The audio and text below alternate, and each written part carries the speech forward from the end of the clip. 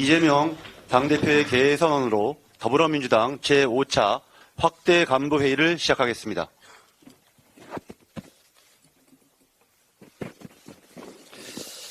네, 제5차 확대 간부회의를 개회합니다. 그러면 먼저 당 지도부의 발언이 있겠습니다.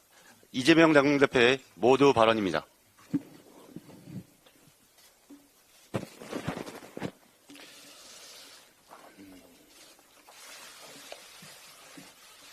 동맹의 핵심 가치는 상호 존중과 신뢰입니다. 공동의 이익을 위해 힘을 모을 때는 모으더라도 친구의 잘못은 단호하게 지적하는 것이 성숙한 동맹일 것입니다.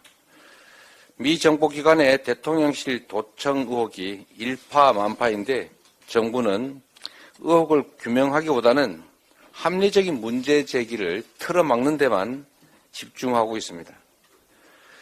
정부는 도청 의혹의 실체를 낱낱이 파악하고 사실이라면 미국 정부의 공식 사과와 재발 방지 약속을 반드시 받아내야 합니다. 정부의 무너진 안보 기강 역시 이번 기회에 확실하게 바로잡아야 합니다. 북한 드론에 서울의 하늘이 뚫리고 대통령실이 외국 정보기관의 도청에 노출되는 일은 결코 다시는 있어서 안 됩니다. 민주당은 국회 차원의 진상규명을 서두르겠습니다. 대통령실 보안을 강화하기 위한 입법 조치도 적극 검토하겠습니다. 세수 결손 사태가 심각합니다. 올 2월까지 국세 수입이 지난해보다 무려 16조 원 급감했습니다. 최악의 무역 적자에 세수 펑크까지 경제가 갈수록 첩첩산중입니다. 재벌, 초부자들 특권 감세를 감행할 때부터 이미 예상됐던 일입니다.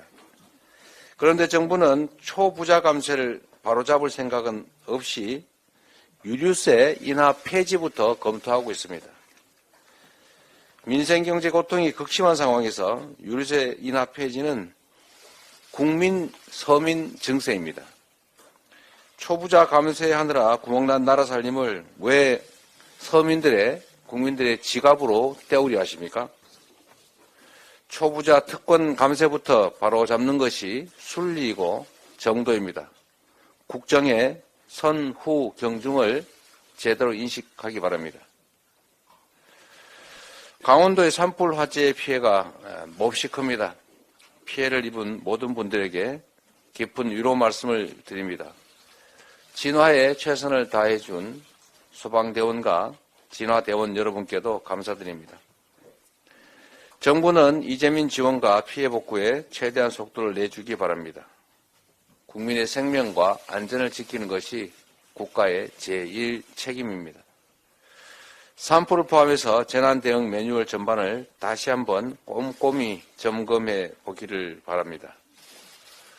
감사합니다. 다음으로 박홍근 원내대표의 발언이 있겠습니다. 대통령실이 공개된 정보의 상당 부분이 사실과 다르다고 해명했습니다. 뒤집어 말하면 최소한 일부는 맞다는 얘기입니다. 내용도 매우 구체적입니다. 심지어 김태호 국가안보실 제1차장은 미국이 악의를 갖고 했다는 정황은 발견되지 않았다고 밝혔습니다. 선이면 동맹국 대상으로 불법 도청을 해도 된단 말입니까? 우리 대통령실은 도청을 아무 일 아닌 듯 축소하려고만 합니다. 유출된 문건에 따르면 미국은 엄연히 도청 당사국입니다. 도청 당사국이 인정하는 거 봤습니까? 그런데 왜 도청당한 우리가 먼저 나서 미국과 의견이 일치한다며 감추기에 급급한 것입니까? 아무리 혈맹이라도 주권국으로서 국가기밀도청엔 엄중히 대응해야 합니다.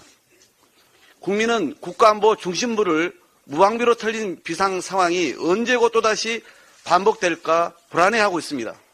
이런 식이면 중국, 북한 등한테도 언제라도 뚫릴 수 있는 것 아니냐는 우려까지 나오는 상황입니다. 그럼에도 대통령실은 이를 점검하고 수습에 힘쓰겠다는 답 대신 또다시 괴담, 자해행위로 몰아가며 상황을 모면하려고 합니다. 국가안보실이 뚫린 사실도 경악할 일이지만 아무것도 설명 않고 말로만 완벽하다면서 정치적 공세만 퍼붓고 있으니 국민이 더 분개하는 것입니다. 대통령실은 이번 사태에 대한 진실규명과 더불어 철저한 재발 방지책을 마련해야 합니다. 미국에 엄중히 항의하고 국민이 이해할 만한 해명과 조치도 요구해야 합니다. 그렇게 하는 것이 70년 동맹을 굳건히 하는 길임을 명심하기 바랍니다. 대통령실은 화살을 엉뚱한 곳에 돌리지 말고 이번 사태를 바로 잡으면서 한미 정상회담에서 국익을 확실히 확보하는 데 온 힘을 쏟아야 할 것입니다. 일본 정부가 어제 독도는 일본 고유 영토이고 한국은 불법 점거하고 있다라며 독도 영유권 주장을 되풀이한 외교 청서를 공개했습니다. 이번에는 역대 내각의 역사인식 계승 표명조차 누락시켰습니다. 그나마 과거사에 대한 반성과 사죄로 해석해왔던 부분마저 윤석열 대통령이 면죄부를 준 덕분에 완전히 지워버린 것입니다. 우리 정부가 일본이 채울 거라며 건넨 절반의 물을 일본 정부는 우리에게 온전히 쏟아버린 셈입니다. 윤석열 정부가 역사적 정당성까지 팔아넘기며 기대하라던 일본의 성의 있는 호응이 결국 이런 거냐며 국민은 분통을 터뜨립니다. 일본은 한일 정상회담이 끝나자마자 독도는 일본 고유 영토이고 징용, 위안부 문제에는 관계성이 없다는 역사 애국교과서 발표로 뒤통수를 쳤습니다. 독도와 위안부 합의 이행, 후쿠시마 수산물 수입 문제를 거론했다는 일본 언론들의 보도에 연일 온 국민은 얼얼한 뒤통수만 쓰다듬어야 했습니다. 이대로라면 일본 정부는 더욱 오만방자하고 뻔뻔하게 나올 것입니다. 윤석열 정부가 초래한 대일 굴욕외교를 국회라도 나서 바로 잡으려면 민주당이 요구한 국정조사를 여당은 수용하기 바랍니다. 억지 주장을 반복하는 일본 정부도 강력히 규탄합니다. 한국과 일본이 진정으로 중요한 이웃나라가 되려면 지리적 거리가 아니라 마음으로부터의 거리, 즉 신뢰가 우선입니다. 양국 관계가 미래지향적으로 발전하길 바란 것은 민주당 정부 때도 마찬가지였습니다. 양국 관계 발전에 발목을 잡은 것은 바로 일본 정부입니다. 독도 등 과거사 애국 주장을 당장 철회할 것을 강력하게 요구합니다. 50억 특검법을 놓고 법사위 소위를 두 차례나 파행시켰던 여당은 어제 소위에선 2시간 넘게 시간만 끌더니 결국 의결 직전엔 퇴장해버렸습니다. 국민 여론에 밀려 마지못해 법안 상정까지는 했지만 이는 보여주기와 시간 끌기에 불과했음을 확실히 드러냈습니다. 법안이 소위를 통과한 만큼 국민의힘은 오늘이라도 법사위 전체회의를 열어 50억 클럽 특검법을 처리해야 합니다. 법사위 심사 절차를 요구해온 정의당도 그동안의 과정을 지켜보며 국민의힘 속내를 확인하고도 남았을 것입니다. 정의당이 발의한 특검 법안조차 온갖 목리로 일관한 여당이 법사위원장을 내세워 전체회의에서 고의로 심사를 막아 결국 특검법 처리를 무산시키려 할 것은 불을 보듯 뻔합니다. 그간 한치의 예상도 벗어나지 않는 국민의힘에 무엇을 더 기대한단 말입니까? 국민의힘이 아예 말도 못 꺼내게 하는 김건희 여사 특검법까지 포함해서 정의당도 이제는 양 특검법에 본회의 신속 처리 안건 지정을 결단하기 바랍니다. 더 이상 결단을 늦춘다면 최장 8개월이 소요되는 신속 처리 안건 절차를 고려할 때 특검 실시가 사실상 어려워질 수도 있다는 점을 명심해야 할 것입니다. 또한 민주당은 쌀값 안정화와 식량 자급을 위한 양곡관리법 재표결과 함께 간호법과 의료법 등 민생 법안들도 내일 본회의에서 원칙대로 처리하겠습니다. 어제 정부 여당이 내놓은 뒷북 중재안은 상임위에서 여야가 합의 처리한 법안을 또다시 휴지 조각으로 만들려는 시도에 불과합니다. 법안 심사와 여야 협상에서 이미 검토가 끝났던 내용을 조금 바뀐 것처럼 포장했을 뿐입니다. 간호법은 대선 당시 양당의 후보가 모두 공약했고 나머지 법들도 1, 2년 동안 국회 보건복지에서 여야가 함께 합의로 처리한 것들입니다. 윤석열 정부와 국민의힘은 여야 협상과 의장 중재엔 내내 모른 척이더니 본회의를 코앞에 두고 왜 갑자기 의미 없는 중재안만 운운하는 것입니까? 급조한 민당정 간담회가 대통령의 2호, 3호 거부권 행사를 합리화시킬 명분이 될 거라 착하지 말기 바랍니다.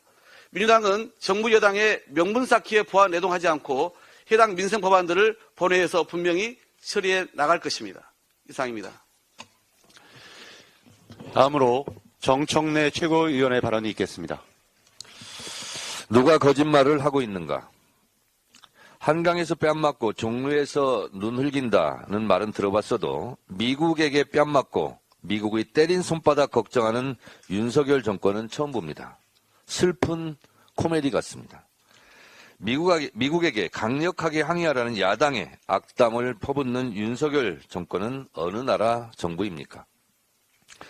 김태효 국가안보실 1차장은 어제 방미길에 기자들과 주고받은 문답에서 공개된 정보 상당수가 위조됐다는데 한미의 평가가 일치한다.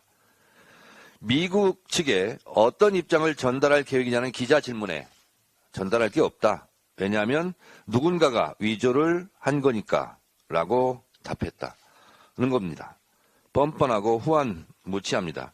이에 반해 미국 백악관 존 커비 국가안보회의 전략소통조정관은 일부 some of them 조작된 것을 안다 라고 말했는데 이것은 립서비스용입니다. 당장 조작되지 않은 걸로 보이는 모든 문서들이 유효성에 대해서는 말하지 않겠다. 이건 외교적 수사죠. 사실상 기밀 유출을 인정한 겁니다. 백악관 공식 홈페이지에 공개된 문서를 한번 보겠습니다. 변명의 여지가 없다. 그 문건들은 보호받아야 한다. 라고 공개된 홈페이지에 지금 적혀 있습니다. 그리고 기자들이 이렇게 묻습니다. 그들이 완전히 가짜 문서였다면 당신은 가짜라고 말할 것이고 그에 대해 별로 걱정하지 않을 것 같은데요. 기자가 이렇게 물으니까 나는 그 문건들이 가짜 문서라고 말하지 않겠다며 사실상 인정하고 있습니다. 한국의 김태효, 미국의 존 커비 누가 거짓말을 하고 있는 겁니까? 뺨을 때린 사람은 내가 때린 게 맞다라고 인정하는데 뺨을 맞은 사람은 내 뺨을 봐라. 내가 언제 뺨을 맞았냐. 고 비굴하게 변명하고 있는 꼴입니다. 벌건 얼굴을 하고 있으면서. 아니 여기 한술 더 떠서 뺨을 때린 손을 걱정하며 뺨 때린 손 안 아픕니까? 뺨 때린 손 괜찮습니까? 라며 피해자가 가해자 걱정하는 셈입니다. 비굴합니다. 처참합니다. 윤석열 정권 미국 변호사입니까? 일본에게는 대일 굴종 외교로 일본에게 뺨 맞고 일본의 뺨 때린 손과 굽신굽신 악수하더니 미국에게는 뺨 때린 손 어루만지며 가해자 심리 경호 중입니까? 한심하기 짝이 없습니다. 아무리 한미 동맹이 중요하더라도 국가 안전과 국가의 자존심마저 내팽개치지는 말기 바랍니다. 한미 동맹이라면서 동맹국의 국가 기밀을 탈취했다면 그것은 명백히 미국의 잘못이고 범죄 행위입니다. 이게 상식적인 거 아닙니까? 미국에 대해서도 이건 아니다. 당신들이 잘못했다. 사과해라. 다시는 그러지 마라. 라고 강력하게 항의를 해야지 협의는 무슨 협의입니까? 대일 굴종외교, 대미 굴종외교로 국제우고 글로벌 바보가 되는 건 아닌지 심히 걱정됩니다. 줄줄 새는 국익을 봅니다. 아무리 생각해도 대통령 잘못 뽑았다는 게 저만의 생각일까요? 무능한 후보를 뽑으면 1년이 지나 그 사람 뽑은 손가락을 자르고 싶다던 안철수 의원. 국민들 대다수가 변심하기 전에 안철수 마음 갖지 않을까요? 이상입니다. 다음으로 고민정 최고위원의 발언이 있겠습니다. 서울광장에 차려진 이태원 참사 희생자 합동분향소 강제 철거를 시사한 서울시가 분향소 부지의 공시지가를 운운하며 이태원 유족 측에 2,900여만 원의 변상금을 부과했습니다. 참사 희생자 합동분향소를 무허가 시설물로 보고 20% 가산금을 매겨 변상하라고 한 것입니다. 이태원 참사의 책임으로부터 자유롭지 못한 서울시의 후안무치한 행정에 강한 유감을 표합니다. 서울시는 이태원 참사 유가족과 협의점을 찾지 못해 더 이상의 대화는 의미가 없다며 일방적으로 대화 중단을 선언했습니다. 그러나 유족 측에 따르면 서울시는 16차례의 면담에서 분향소 철거만을 일방적으로 요구했다고 합니다. 대화를 통해 문제를 해결하는 의지가 전혀 없었던 것입니다. 이태원 참사 유족들은 서울시에 참사 진상 규명과 희생자 명예회복에 진전이 있을 때 자진 철거하겠다는 의사를 전했습니다. 서울시는 형식적인 대화, 일방적인 강요가 아닌 진정한 대화로 문제를 풀어나가기 바랍니다. 5.18 민주화정신 헌법수록 반대, 전광훈 목사의 우파 천하통일, 4.3 추념식 폄훼 발언 등으로 물의를 빚은 국민의힘 김재원 최고위원에 대해서 대통령실이 징계를 요구했다는 언론 보도가 있었습니다. 윤석열 대통령이 측근 의원에게 텔레그램으로 체리 따봉을 보내가며 국민의힘에 감나라 배나라 한 것이 어제 오늘 일은 아닙니다. 지난 국민의힘 전대에서도 당무기임 논란에 대해 대통령실은 한 달에 300만 원의 당비를 내는 당원으로서 한 말이라고 한 바도 있습니다. 그러나 대통령이 아니라 공무원 신분인 대통령실 관계자가 김재원 최고위원 징계 요구를 당해 한 것이라면 이야기가 달라집니다. 이는 명백하게 공무원의 정치적 중립을 위배한 것이기 때문입니다. 대통령실의 기강이 모래성 같습니다. 공직기강이라는 게 존재는 합니까? 또 하나, 만약 국민의힘이 대통령실의 지침에 따라서 잇따른 막말을 한 김재원 최고위원을 징계한다면 김재원 최고위원 못지않게 막말을 쏟아낸 태영호 최고위원과 김민하 창원시 의원도 반드시 함께 징계해야 할 것입니다. 4.3 북한 개입설을 주장해 4.3 사건의 희생자와 유가족을 욕보이고도 여전히 잘못을 인정하지 않고 있는 태영호 최고위원, 이태원 참사 유가족들을 차마 입에 담을 수 없는 말로 모욕하고도 제명조차 받지 않은 김민하 창원시 의원을 그대로 두고 김재원 최고위원만 징계한다면 국민의힘은 용산 대통령실의 수족에 불과하다는 것을 스스로 증명하게 되는 것입니다. 네, 이상입니다. 다음으로 박찬대 최고위원의 발언이 있겠습니다. 정쟁으로 몰아간다고 해서 안보 무능이 감춰지지 않습니다. 미국 정보당국의 용산 대통령실 도청 의혹을 두고 한국과 미국의 입장이 엇갈리고 있습니다. 대통령실은 양국 국방장관이 해당 문건의 상당수 위조됐다는 사실에 견해가 일치했다는 입장을 밝혔습니다. 그러면서 대통령실 도청 의혹은 터무니없는 거짓 의혹이라고 주장했습니다. 그런데 미국 국방부 크리스 미거 대변인은 매우 민감한 기밀 정보가 대중에 유출됐다고 말했습니다. 이번에 유출된 보고서가 실제로 미국 정보당국이 작성한 보고서라는 점을 사실상 시인한 것입니다. 어떻게 같은 문건을 두고 미국과 용산 대통령실의 설명이 다릅니까? 미국 국방부 대변인이 거짓말을 하는 것입니까? 아니면 우리 대통령실이 거짓말을 하는 것입니까? 대통령실의 해명도 이상합니다.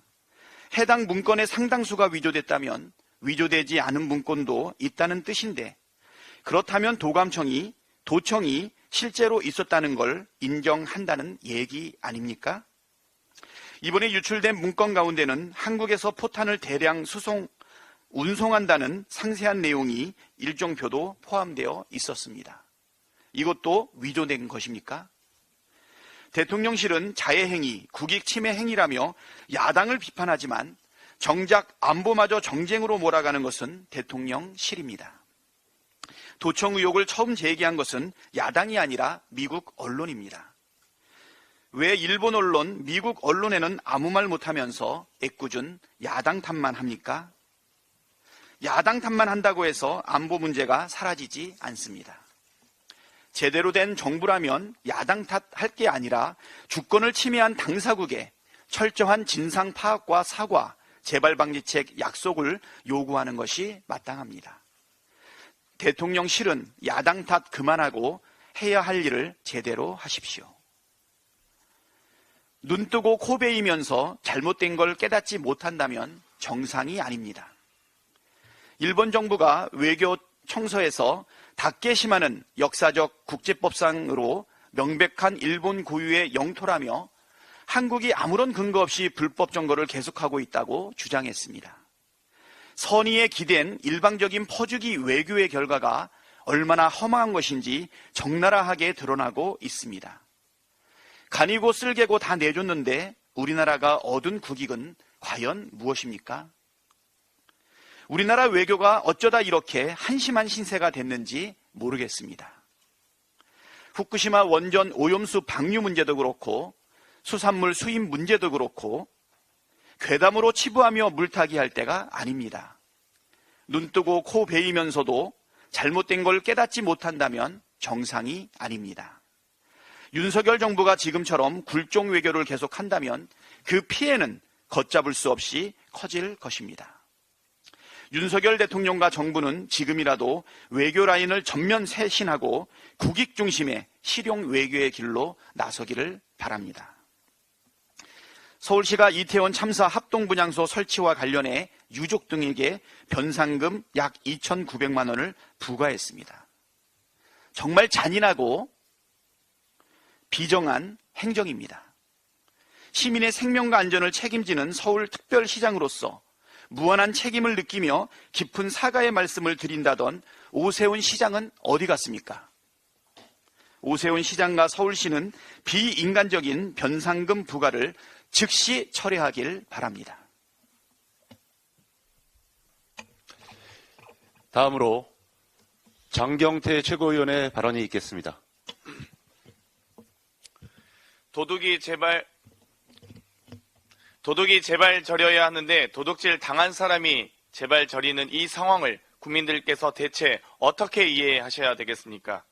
대한민국의 국가기밀, 외교기밀 정보가 새어나갔습니다. 대통령실은 위조된 문건이다, 철통 보안이라 의혹은 거짓이라는 등 이토록 엄중한 상황을 스스로 폄하하고 의혹을 더 증폭시키는 해명을 고작 공식 입장이라고 내놨습니다.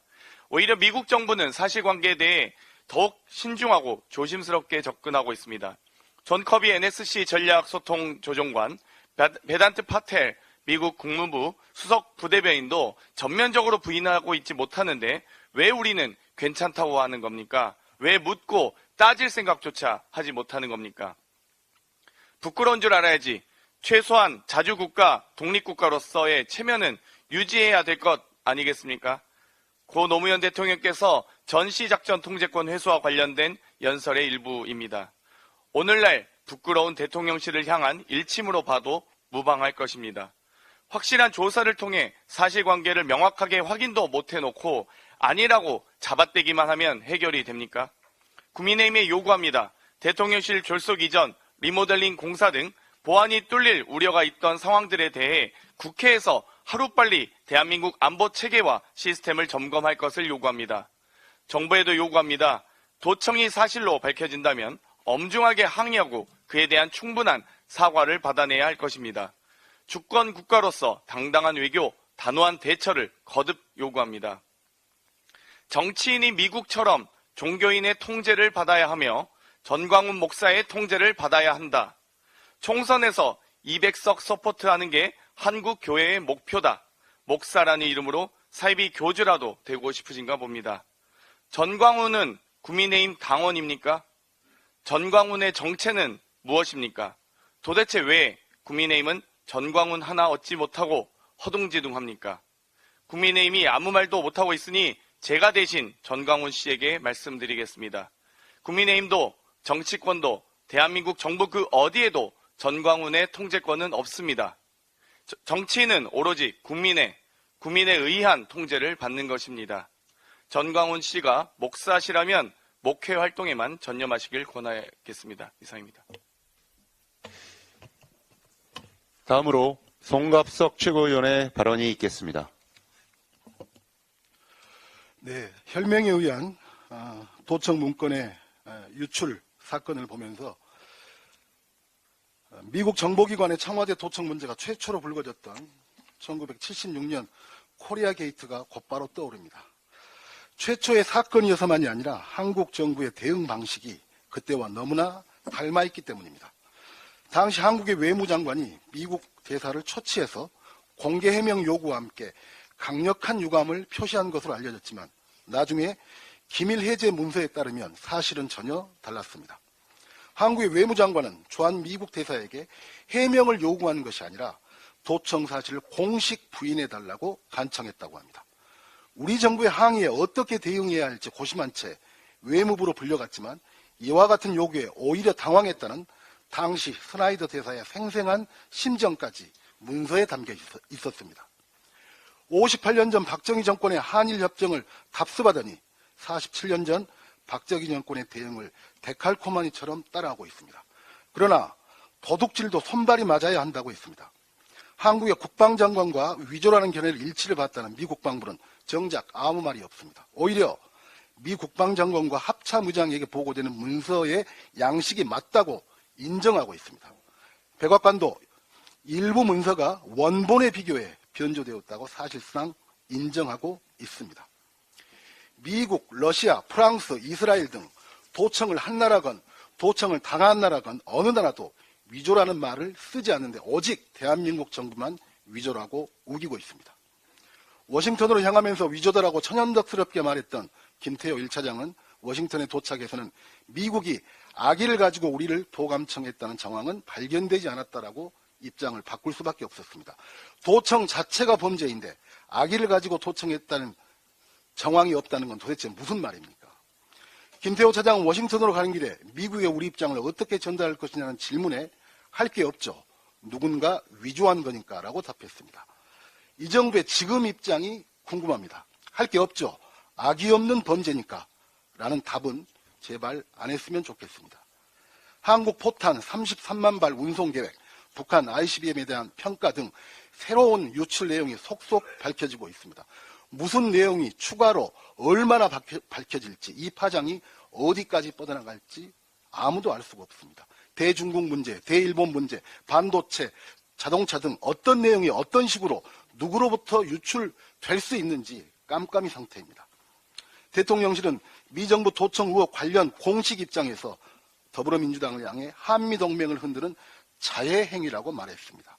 이런 상황인데도 대통령실과 국민의힘은 안보 구망을 당장 메우라는 민주당과 국민의 요구를 여전히 자해 행위라고 생각하십니까? 여전히 대정부 정치공세, 반미선동, 국익 자해 행위라고 생각합니까? 이제는 윤석열 대통령이 분명히 나서서 답해야 한다고 생각합니다. 혈맹의 불법 도청에 대한 분명한 입장을 밝히십시오. 75년 한미혈맹의 성숙한 발전을 위해서 어떻게 할 것인지 제시해야 합니다. 기왕의 주요 의제였던 반도체, 한국산 전기자동차, 배터리 문제 등 시급한 경제 현안들을 이 불법 도청 문제와 함께 어떻게 협상해 나갈 것인지 밝혀야 합니다. 대통령실을 비롯한 심각한 안보 구멍은 어떻게 메꿀 것인지를 이제는 국민 앞에 윤석열 대통령이 직접 나서서 답해야 합니다. 이상입니다.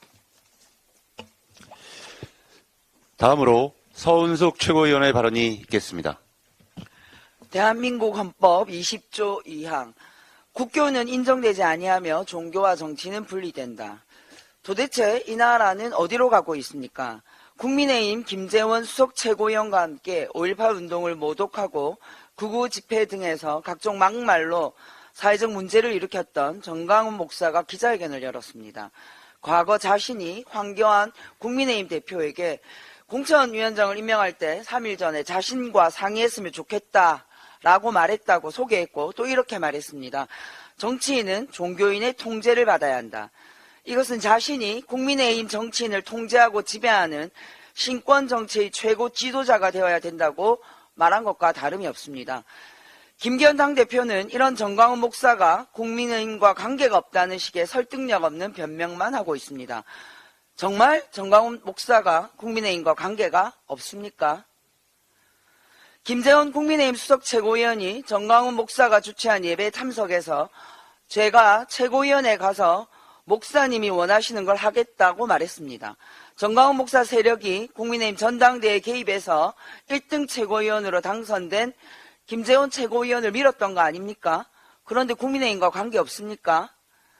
더 충격적인 점은 정광훈 목사가 김재원 수석 최고위원이 자신에게 충성을 약속하는 말을 한 그 자리에서 우리가 김기현 장로를 밀었지 않나 라고 말한 것입니다. 그렇다면 정광훈 목사가 이번 국민의힘 전당대회에 개입하여 김기현 당대표도 밀었다는 말 아닙니까?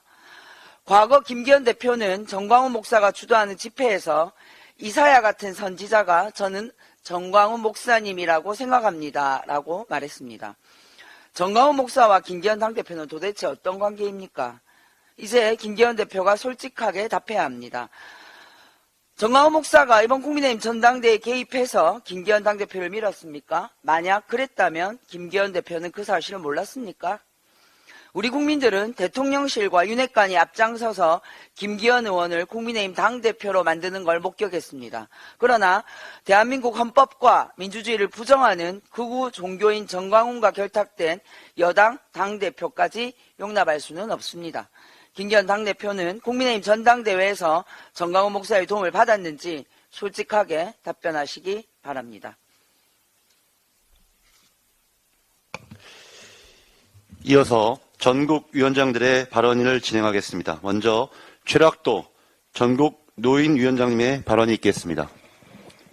얼마 전에 광주에서 광주 전남 민주당 주최로 5.18 광장에서 윤석열 규탄대회 하는 걸 가봤습니다. 갔는데 저는 실망했습니다. 첫째는 광주 전남 지역 국회의원들이 주최를 한다면 사람이 많이 모여야 할 텐데 사람이 욕심같이 많이 모이지 않았습니다. 또 의자 하나 없어가지고 맨 땅에서 앉아있는데 거기에 박명심 노인위원장 말을 들으면 과거에는 접는 의자를 한 1000개쯤 나왔다고 그래요. 이번에 하나도 안 나왔습니다. 가보니까 광주 전남 국회의원들이 연설할 때 그렇게 열기가 많이 없는 걸 느꼈습니다. 정청래 최고위원이 연설할 때만 박수를 하고 환호하는 걸 봤습니다. 그래서 다음에 전라북도 대회 때도 정청래 최고를 연사로 초빙해 놨습니다. 이렇게 해서 텃밭에서 공천만 받으면 국회의원 되기 때문에 당에 집중하지 않는 거 아닌가 하는 걱정을 했습니다. 더욱 전라남북도 국회의원들이 자기 선거에만 몰두할 것이 아니라 당력을 모아가지고 전번 대통령 선거에서 텃밭에서 1%만 더 나왔어도 우리가 이겼습니다. 이런 것을 참으로 안타깝게 생각합니다. 전라북도도 5월 7일 한병도 도당위원장과 상의해서 노인 단합대회를 한 400명 들어가는 장소에서 치를까 생각합니다. 이렇게 해서 광주에서 노인들이 거의 참석하지 않는 걸 보았고 선거 때마다 노인표가 보수층에 많이 지지하기 때문에 이걸 어떻게 하면 우리 쪽에 많이 끌어올 건가. 지난번 선거에서 30.8%밖에 우리 후보가 얻지 못해가지고 윤석열이 반대를 얻어가지고 노인표 때문에 졌습니다. 여기에 대한 고민이 큽니다. 그래서 앞으로 이 문제를 더욱 심각하게 당에서도 연구하고 지원해 주시고 저로서도 책임지고 열심히 하겠습니다. 지난번 전주에서 4월 5일 국회의원 선거가 있었습니다. 우리가 공천을 안 했지만은 내심 저는 민주당 쪽 사람이 당선되기를 기대했습니다. 그런데 임정엽, 김호수 두 사람이 나와가지고 표를 가른 바람에 낙선은 요인이 되었고 진보당이 전국에서 몰려와가지고 골목 구석구석에서 조직적으로 움직였습니다. 그런 반면에 우리가 공천을 하지 않았기 때문에 민주당 소속이었던 과거에 소속했던 후보들은 그런 조직력이 약했습니다. 그래서 진보당이 끝내는 승리를 했습니다.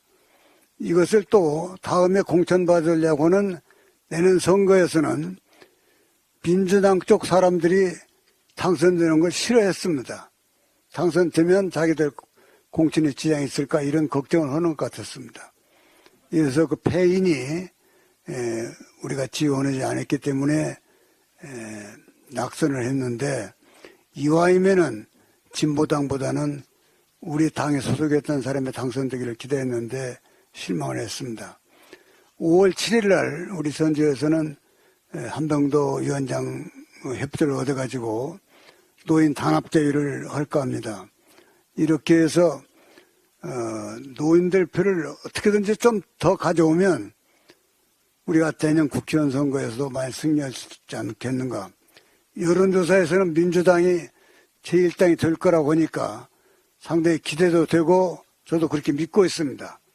견제 세력을 키우려고는 윤석열 정권의 그런 잘못된 정권에 대해서 심판하려고는 견제하려고는 심리가 국민들 앞에 상당히 팽배했습니다. 그래서 당에서 아주 집중적으로 우리가 요리 있게 대처하면은 내년 제1당이 될 거로 생각합니다. 우리 노인위원회에서도 그 선거에 뒷받침할 수 있도록 열심히 하겠습니다. 예, 다음으로 양소영 전국 대학생위원장의 발언이 있겠습니다. 안녕하십니까. 전국 대학생위원장 양소영입니다. 천원의 아침밥은 많은 대학생들의 긍정적인 반응을 이끌어냈습니다.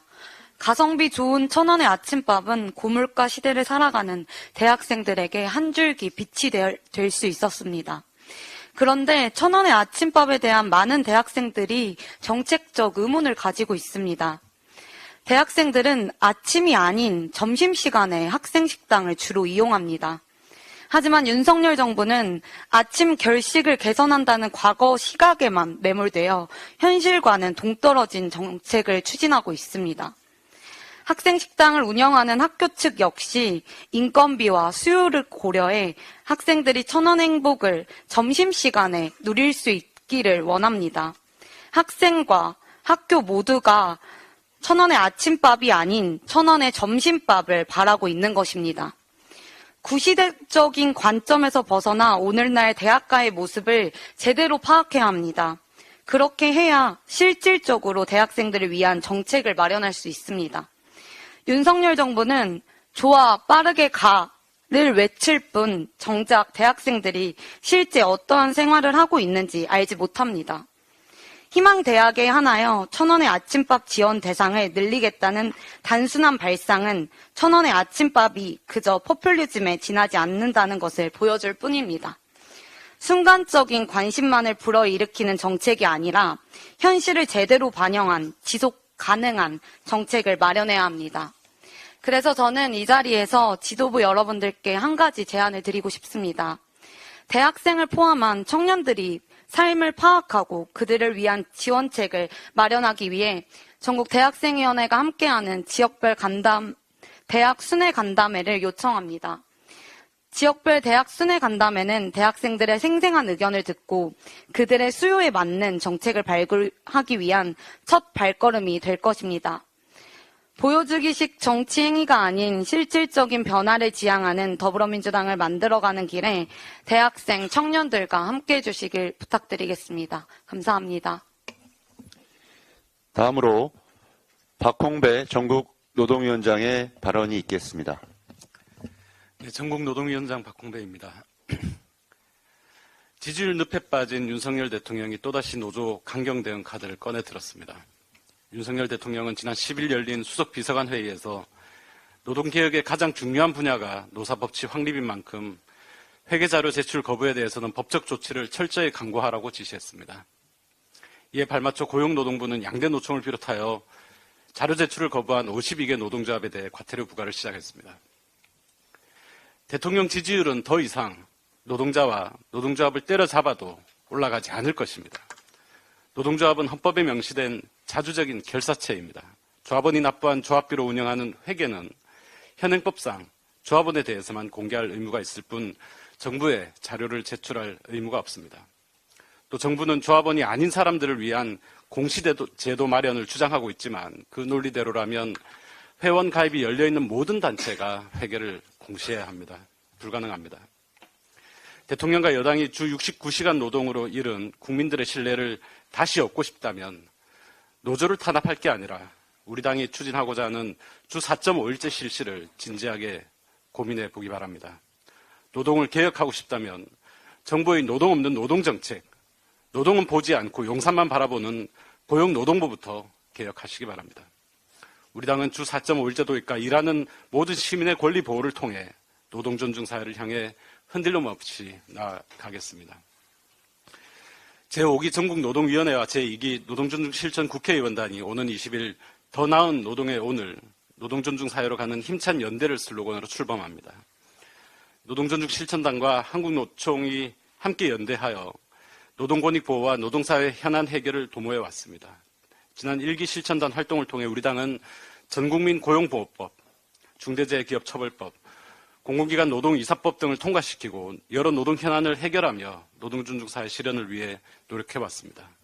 이번 2기 실천단 또한 과로사회 방지와 노동권 사각지대 해소, 무너진 사회적 대화 복원 등 일하는 모든 시민을 위한 노동과제 해결 방안을 모색하고 추진할 계획입니다. 윤석열 정부의 반노동 정책을 막아내고 더 나은 노동과 노동존중사회 실현을 위한 전국노동위원회와 노동존중 실천단의 노력에 당과 노동 형제들의 많은 관심과 적극적인 참여를 당부드립니다. 이상입니다. 다음으로 진선미 사회적경제위원회 위원장의 발언이 있겠습니다.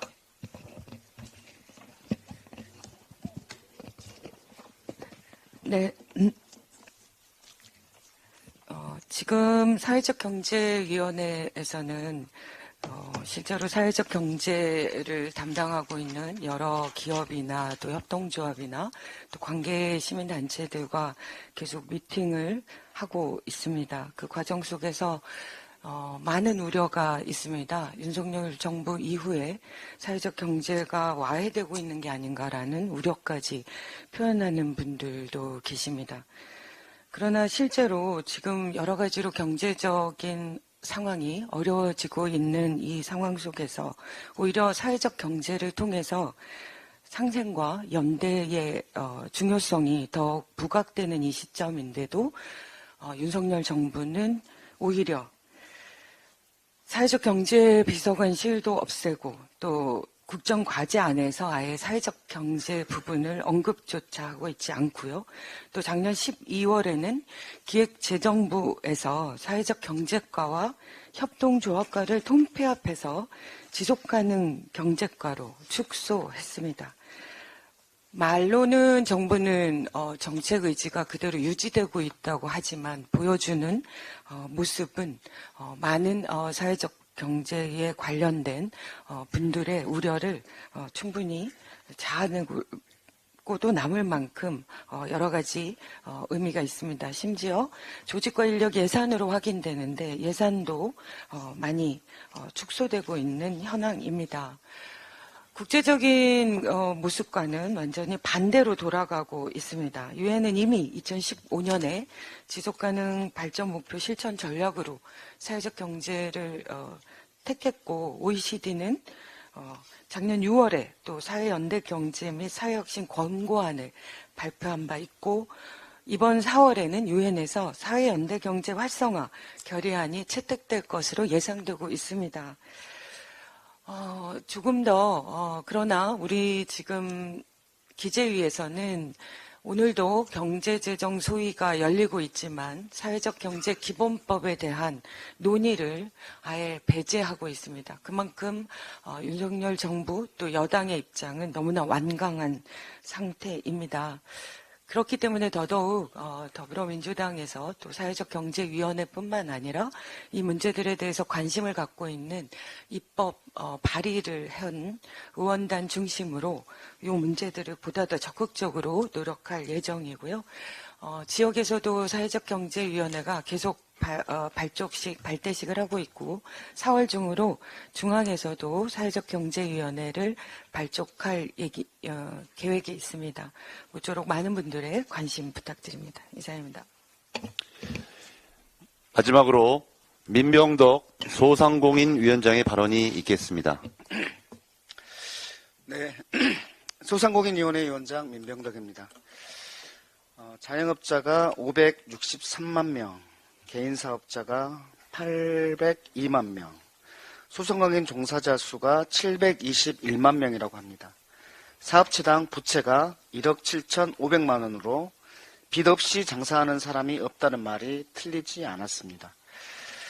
일부에서는 유통과 소비 구조의 변화에 따라서 골목 상권과 재래시장이 사라지는 게 당연하다고 말도 합니다.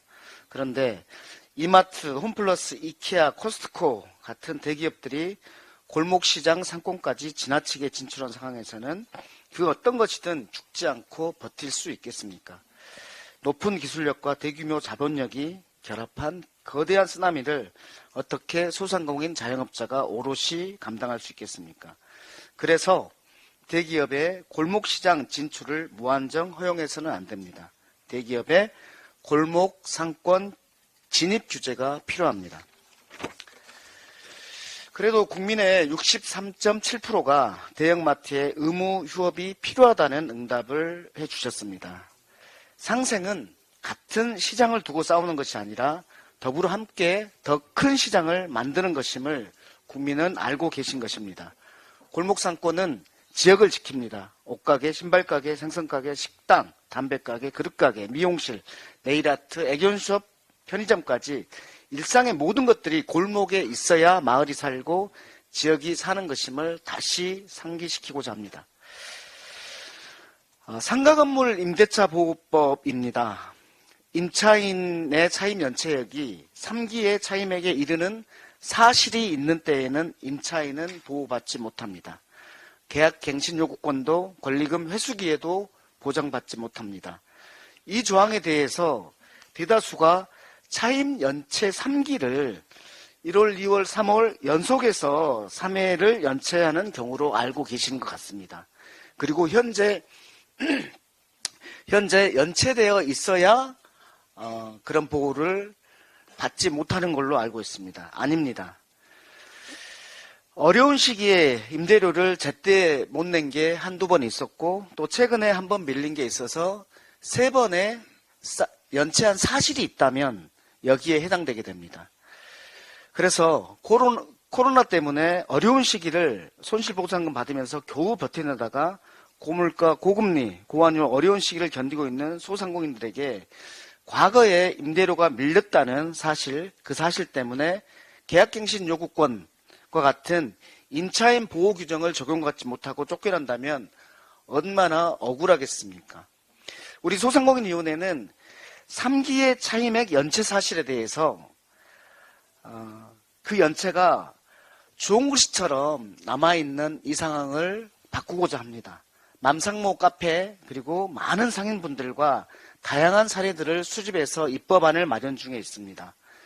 예를 들면 최근 2년 이내에 3기에 연체한 사실이 있는 경우와 같이 이렇게 한계를 두어야 한다는 방향으로 법안을 마련 중에 있다는 말씀을 드립니다. 지금 민생의 핵심은 금리입니다. 이자는 잠도 자지 않고 쭉쭉 늘어만 나고 있습니다. 지금의 고금리 상황에서 유난히 힘들어하시는 우리 소상공인 자영업자 이런 분들의 대출금리를 완화하는 금리 인하 3법을 발의한 바 있습니다. 대출금리 속에 녹여있는 부당한 부분을 입법으로 제거하고자 합니다. 그리고 지난 5년간 부당이득을 환불하라는 법을 마련했습니다. 그리고 신용이 좋아졌을 때에는 당연히 은행이 금리 인하 요구권을 의무적으로 있음을 설명하도록 하는 법안도 마련했습니다. 초과 이자 이익이 있을 때 서민금융진흥원의 기금으로 출자해서 서민금융에 활용할 수 있도록 하는 법도 만들었습니다. 이런 금리 인하 3법이 효능감 있게 추진되도록 노력하겠다는 말씀을 드립니다. 감사합니다. 이상 발언을 모두 마치고 회의를 비공개로 전환하겠습니다. 언론인 여러분, 보좌진 여러분의 협조를 부탁드립니다. 네, 특별히 큰 보완 사항들이 있을 것 같지는 않아서 하실 말씀 있으면 지금 좀 해주시고요. 그리고 오늘 강릉 산불 피해 현장을 가봐야 되기 때문에 곧바로 가야 될 것 같습니다. 네, 언론인들은 조금 철수해 주시고요.